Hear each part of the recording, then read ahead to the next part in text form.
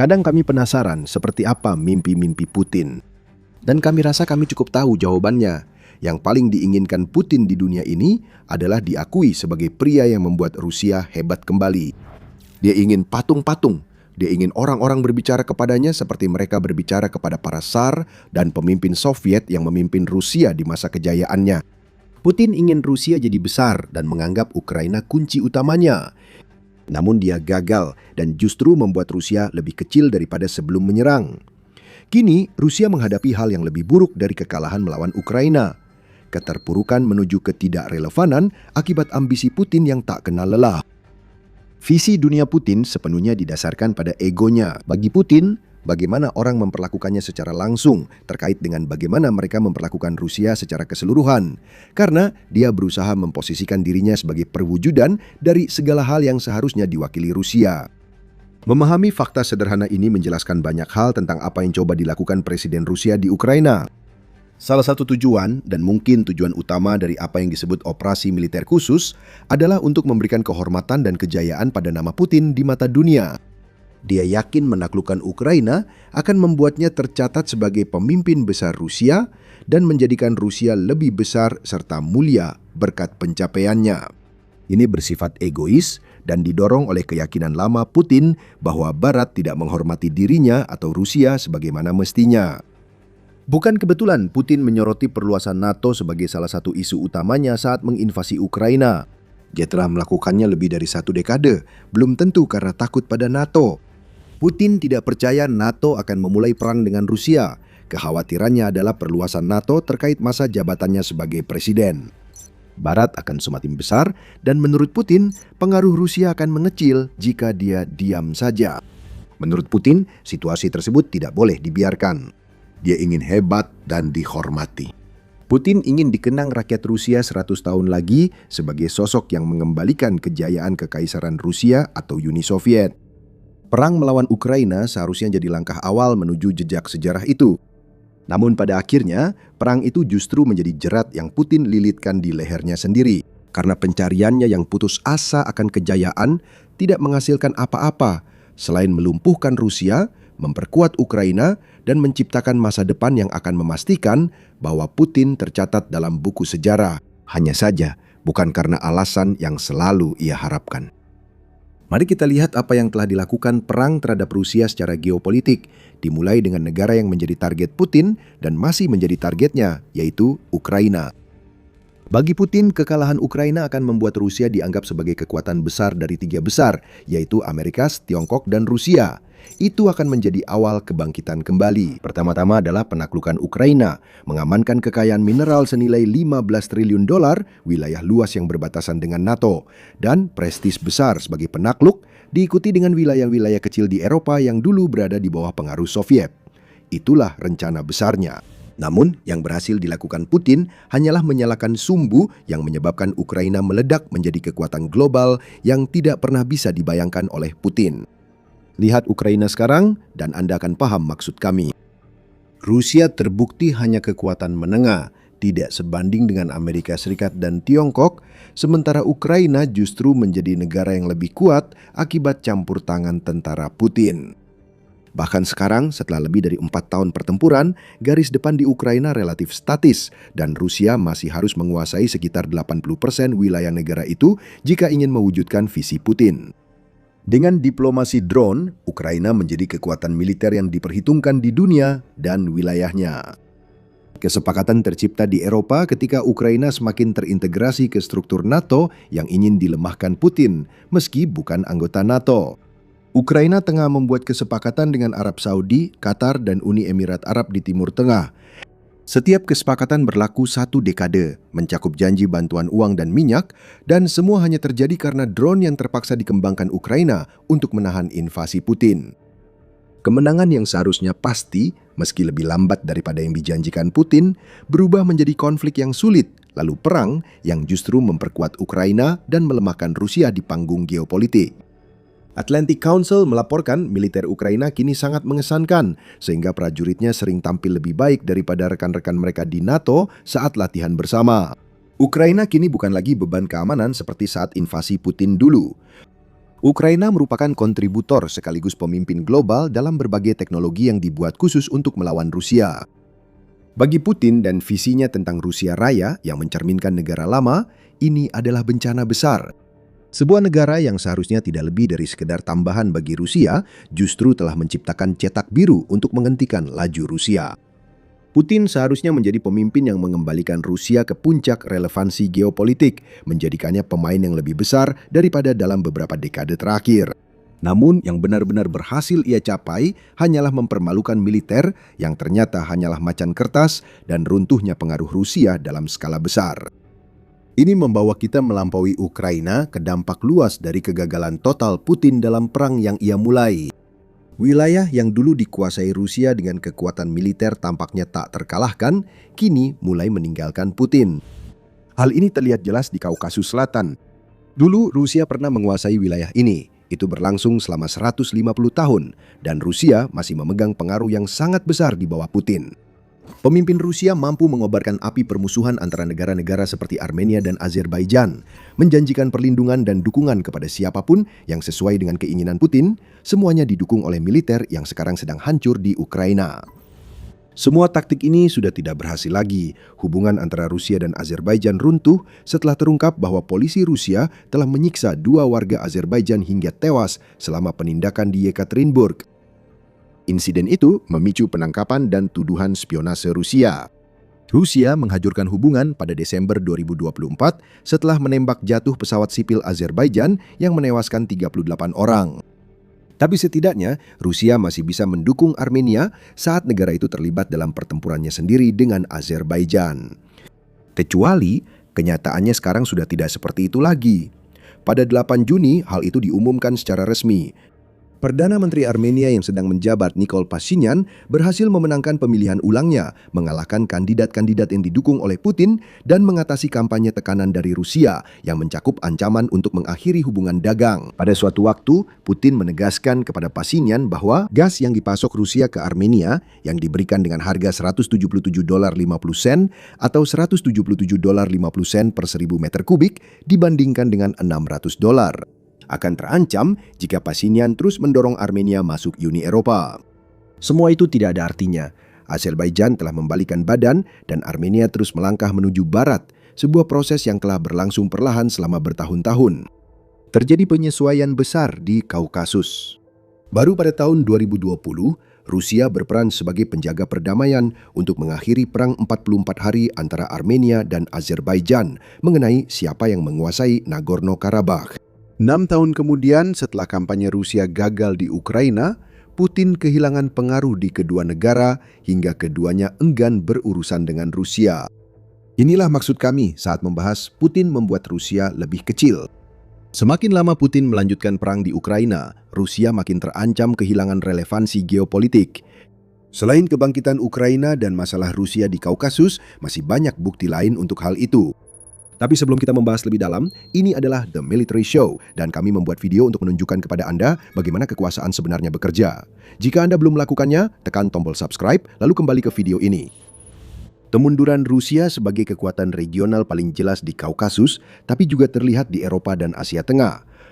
Negara-negara seperti Moldova, Georgia, dan Kazakhstan semuanya telah menerima pengingat yang sangat jelas tentang betapa berbahayanya berada dekat dengan Rusia ketika seorang maniak yang terobsesi dengan warisan seperti Putin berkeliaran, kata Pusat Pertahanan dan Keamanan Internasional Estonia. Moldova secara aktif mengejar keanggotaan Uni Eropa seperti Ukraina dan Armenia yang merupakan contoh lain dari perang Putin yang mendorong negara-negara yang dulu bisa dipengaruhi Rusia semakin mendekat ke pelukan Barat. Negara seperti Tajikistan melihat Rusia menarik senjata dan pasukannya untuk digunakan di Ukraina. Pesan seperti itu tak akan diabaikan. Rusia seharusnya jadi kekuatan utama perang ini. Jika Rusia menarik perlindungan yang telah dijanjikannya kepada negara-negara lain, lalu apa artinya itu tentang negara tersebut dan apa yang telah Putin lakukan terhadapnya? Membuat marah negara-negara seperti Tajikistan dan Kazakhstan juga menjadi masalah bagi Putin karena keduanya adalah anggota Uni Ekonomi Eurasia yang membantu Rusia menghindari sanksi. Jika negara-negara keluar dari Uni itu, kekuatan Rusia kembali menurun. Itu justru bertolak belakang dari yang dibayangkan Putin saat menginvasi Ukraina. Jika mimpi Rusia Raya hancur karena semua ini, serpihannya telah menyatu dan menjadi mimpi buruk bagi Rusia secara geopolitik global.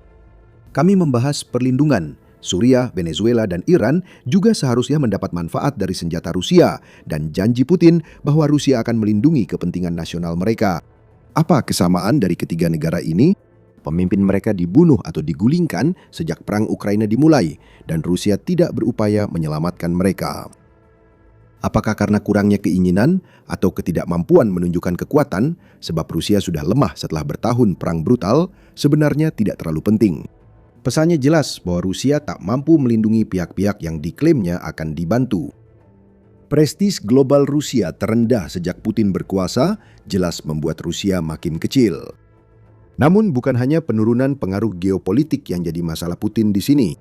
Dalam beberapa hal, dia secara aktif kehilangan kendali atas bagian-bagian Rusia yang sudah dia kuasai jauh sebelum dia memulai invasinya. Wilayah timur jauh Rusia kini menjadi masalah. Distrik Federal Timur Jauh Rusia mencakup 40% wilayah Rusia meskipun hanya dihuni oleh sekitar 8 juta orang. Ini juga wilayah yang diyakini salah satu sekutu Rusia, Tiongkok, memiliki klaim. Sekarang, kami tidak mengatakan bahwa Tiongkok akan menyerang Rusia, meskipun sekarang ada ketimpangan kekuatan yang jelas antara kedua negara yang juga akan membuat Putin marah. Tiongkok bertindak lebih cerdik dari itu. Tiongkok telah meningkatkan kehadirannya di wilayah timur jauh Rusia sejak Putin melakukan invasi. Ketika negara-negara Eropa meninggalkan Rusia sebagai bentuk protes terhadap invasi tersebut, Tiongkok maju dan menggantikan mereka. Tindakan itu membuat Rusia makin bergantung pada Tiongkok dan membuka pintu bagi masuknya gelombang pekerja migran Tiongkok ke timur jauh Rusia. Sekarang Tiongkok memiliki wilayah administratif khusus dan zona ekonomi khusus yang maju di Siberia, dan yuan telah menggantikan rubel Rusia untuk semua aktivitas yang dilakukan perusahaan Tiongkok di Siberia. Hal ini kecil kemungkinannya berujung pada aneksasi besar-besaran oleh Tiongkok. Beijing tak perlu melakukan itu. Cukup manfaatkan keputusasaan Putin untuk memperluas pengaruhnya di timur jauh Rusia. Sekali lagi, ini adalah akibat dari kegagalan Putin di Ukraina. Dengan fokusnya yang masih tertuju pada operasi militer khusus 3 hari yang kini telah berlangsung lebih dari 4 tahun, Putin tidak bisa berbuat apa-apa selain membiarkan Tiongkok melakukan apa yang diinginkannya karena dia tahu bahwa Rusia tidak akan bertahan tanpa dukungan Tiongkok. Tiongkok tetap membeli sekitar 50% minyak mentah Rusia. Jika uang itu hilang, maka semua yang diperjuangkan Putin akan hancur menjadi debu. Inilah situasi menyedihkan yang kini dihadapi Putin. Upayanya mengembalikan Rusia ke kejayaan Uni Soviet justru membuat Rusia semakin kecil, baik secara fisik maupun geopolitik. Ketika Uni Soviet berada di puncaknya, Rusia menguasai 14 republik di luar wilayahnya sendiri. Bandingkan itu dengan apa yang telah dicapai Putin sejak ia melancarkan invasi ke Ukraina. Ukraina, yang dulu lumbung pangan Uni Soviet, tetap belum berhasil ditaklukkan dan kini jadi kekuatan geopolitik yang lebih kuat dari sebelumnya. Negara-negara di Kaukasus mulai menjauhi Rusia, membuat Rusia semakin kecil karena kehilangan pengaruh. Ketegangan serupa terjadi di Eropa dan Asia Tengah, sementara Putin tak mampu melindungi timur jauh Rusia dari pengaruh Tiongkok yang makin kuat, yang harus diterima Rusia demi peluang membalikan situasi di Ukraina. Ada satu cara lagi di mana gagalnya mimpi Putin di Ukraina membuat Rusia semakin kecil, benar-benar menghancurkan segalanya bagi rakyat Rusia. Ada begitu banyak contoh tentang bagaimana kehidupan rata-rata orang Rusia menjadi lebih buruk sejak perang di Ukraina, sampai-sampai terlalu banyak untuk dihitung. Rusia sedang mengacaukan masalah pensiun dengan menciptakan sistem baru di mana tidak akan ada lagi pembiayaan bersama dari pemerintah. Kremlin akan menggantikan itu dengan insentif pajak bagi bisnis dalam skema baru. Namun ini mungkin tidak berhasil karena situasi ekonomi yang diciptakan Putin. Hal itu menyebabkan 200.000 usaha kecil dan menengah di Rusia bangkrut hanya dalam 3 bulan pertama tahun 2026. Putin bahkan bisa saja memotong pensiun untuk membiayai perang yang gagal ini. Berbicara tentang mencari pendanaan, layanan publik dan sosial, Rusia telah menanggung beban terbesar dari upaya putus asa Putin untuk mencari uang yang dia butuhkan. Contoh kekacauan tersebut termasuk pengumuman pada bulan April bahwa Moskow berencana memangkas lebih dari 105.000 pekerja dari sektor publik pada tahun 2026 yang akan mengikuti tahun 2025, di mana Rusia memberhentikan 32.000 pekerja dari sektor yang sama. Sekali lagi, semua ini dilakukan untuk menghemat uang yang akan dipompa ke Ukraina, dan tidak akan mengejutkan jika banyak dari pekerja yang diberhentikan itu akhirnya berada di garis depan di Ukraina karena keputusasaan. Contoh lainnya termasuk pengungkapan pada 24 Juni bahwa Rusia berencana memangkas anggaran pemeliharaan jalan federalnya lebih dari 142 juta dolar pada tahun 2026, diikuti dengan pemotongan hampir 260 juta dolar pada tahun berikutnya. Inilah situasi yang diciptakan Putin untuk rakyatnya. Setiap sen harus dihemat untuk mendanai perang Ukraina yang gagal, dan rakyatlah yang harus menanggung akibatnya. Artinya, 2.000 km jalan yang seharusnya dibangun atau diperbarui kini hilang, semua karena Ukraina. Rakyat Rusia juga telah menyaksikan kualitas hidup mereka menurun dalam berbagai hal lainnya. Biaya hidup di negara itu melonjak tajam akibat inflasi yang merajalela. Media United 24 melaporkan pada 29 Juni bahwa situasinya sudah begitu buruk sehingga 81% warga Rusia harus mengurangi anggaran makanan mereka.